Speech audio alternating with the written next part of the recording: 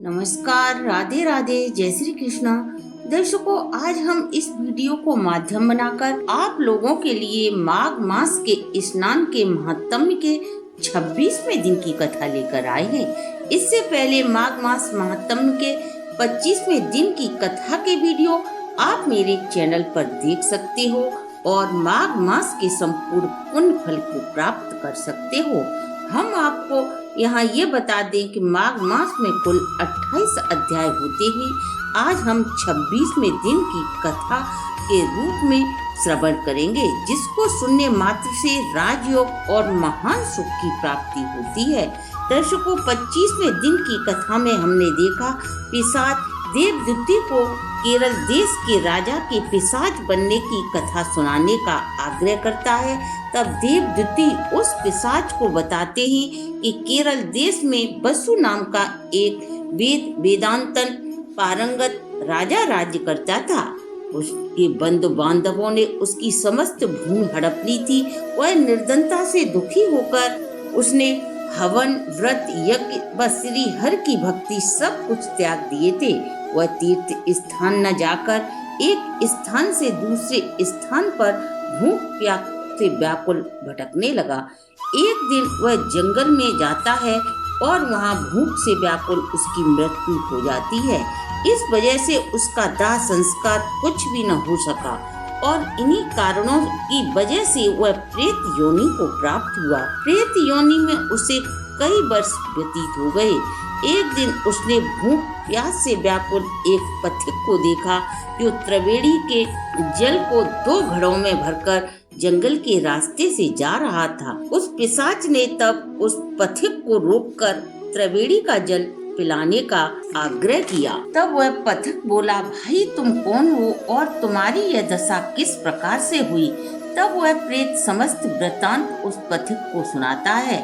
एक बार जम्बालिनी नदी के किनारे मैंने सारस द्वारा कहे वचनों को सुना, अतः मैं बार बार विचार कर सारस की बात को दुखी नहीं होता हूँ। तब पथिक ब्राह्मण बोला, हे प्रेत, तुमने सारस के कहे गए वचन को किस प्रकार से सुना? वह मुझे शीघ्र ही बताने की कृपा करें। तब वह प्रेत सारस के कहे हुए वचन को उस पथिक को सुनाता है। एक घने जंगल में पर्वत से निकली दूसरा नामक की नदी है। उसके समीप ही ताल के वृक्षों से घिरा हुआ एक विशाल तालाब है। उस विशाल तालाब के पास मतवाले हाथियों के झुंड रहते हैं। उस तालाब के किनारे अनेकों जामुन के वृक्ष हैं। वहाँ पर मैं घूमता हुआ भोजन की तलाश में हारा थका नदी के किनारे ठहर गया। उसी तालाब में सारस का एक जोड़ा किसी दूसरे वन से बहुत सारे पक्षियों के साथ उड़ता हुआ आया और वह पानी पीकर अपनी भार्या के साथ रमण करके अपने बाएं पंख में अपना मस्त चोंच दबाकर सो गया। उसके सो जाने के पश्चात एक लाल मुख वाला भयंकर बंदर आया और अनेकों पक्षियों को देखकर खिसिया कर सारस के पंजों को जोर से पकड़ लिया। सभी पक्षी उस बंदर को देखकर भय के कारण वहां से उड़ गए, परंतु उस सारसी जो सारस की भार्या थी वह वहीं बैठी रही। उसके पति को बंदर ने जकड़ रखा था। सारस की नींद खुली और उसने अपने आप को बंदर की पकड़ में देखा तो वह सिर झुकाकर धैर्य पूर्वक उस दुष्ट बानर की ओर देखकर बोला, हे बंदर, तुम बिना अपराध के मुझे क्यों पीड़ा देते हो? तुम जैसी श्रेष्ठ प्राणी किसी को पीड़ा नहीं पहुंचाते। हम अहिंसक प्रवृत्ति वाले सदा दुष्ट प्रवृत्ति वालों से दूर रहते हैं। आकाश में विचरण कर जल की काई खाकर जीवित रह सकते हैं।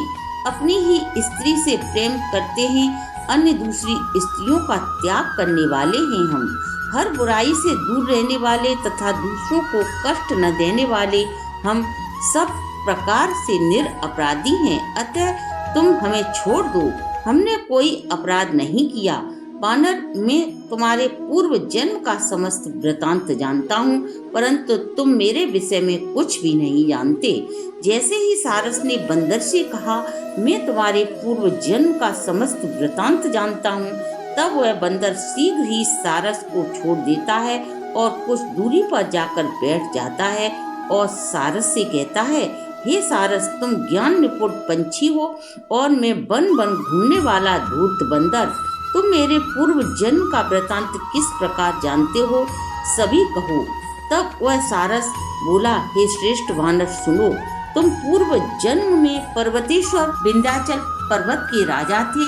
मैं अति पूजनीय ब्राह्मण तुम्हारे कुल का पुरोहित था। इस कारण मैं तुम्हें भली भांति जानता हूँ। अपने राज्य की समस्त भूमि में प्रजा को घोर कष्ट देकर तुमने बहुत सा धन एकत्रित किया। इस कारण प्रजा को दुख देने के कारण तुम अति दुखदायी कुंभी फाक नामक नरक में फेंके गए, जहाँ बार बार मरने और जन्म लेने से तुम्हारे नारकी शरीर में 3000 वर्ष बीत गए। इसके बाद दारुण शब्द के साथ युद्ध करते हुए उस नरक की तीव्र अग्नि की यात्रा सहन करते हुए नरक से निकले। बचे हुए पाप के कारण तुम बंदर योनि को प्राप्त हुए हो और मुझे मारना चाहते हो। इससे पहले तुमने ब्राह्मण के बगीचे से बिना पूछे अपने बल से वशीभूत होकर केले को तोड़कर खाए। उसी भयंकर पाप के कारण तुम वानर योनि को प्राप्त हुए और वन में फल तोड़ते खाते फिरते हो। हे ब्राह्मण, सारस की ऐसी वाणी को सुनकर बंदर बोला, तुम मेरे विषय में सब कुछ जानते हो तो यह भी जानते होगे कि तुम पक्षी कैसे बने। तब सारस बोला, मैं अपना कारण भी जानता हूँ कि किस कर्म के कारण मैं पंछी होकर इस दुर्गति को भोग रहा हूँ। हे वानर, तुमने पूर्व जन्म में सूर्य ग्रहण के समय नर्मदा नदी के किनारे बहुत से ब्राह्मणों के निमित्त अन्न के 100 ढेर दान देने के लिए मुझे दिए थे। मैं राजा का पुरोहित था। मन में मद उत्पन्न हो गया और लोभवश मैंने सभी ब्राह्मणों को थोड़ा थोड़ा धन देकर से सभी धन मैंने ले लिया। ब्राह्मणों के इस द्रव्य के अपहरण करने के कारण मैं काल सूत्र नरक में गया, जहाँ सब जगह कीड़े रेंगते थे, जो दुर्गंध और पीप से भरा पड़ा था। अग्नि जैसी गर्म वायु में नाभि पर्यंत नीचे की ओर सिर किए पीप को चाटकर अपनी भूख शांत करता था। यही मेरा भोजन था और ऊपर से मेरे शरीर में बड़े बड़े गिद्ध, कौए, कीड़े मुझे बार बार काटते रहते थे। उस समय मेरा एक क्षण कल्प के समान व्यतीत होता था। 3000 वर्ष मैंने घोर यातना भोगते हुए बिताए। पुरोहित कर्म बड़ा ही पापकारी है। देव द्वारा जीविका, ब्राह्मण द्वारा जीविका, उसमें भी विशेषकर राजा का दान महाघोर कष्टकारी होता है।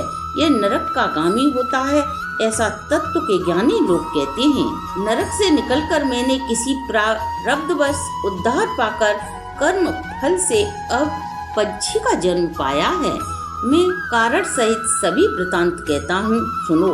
मैंने बहन के घर से पिछले जन्म में कांसे का बर्तन चुराकर एक जुआरी को दिया था।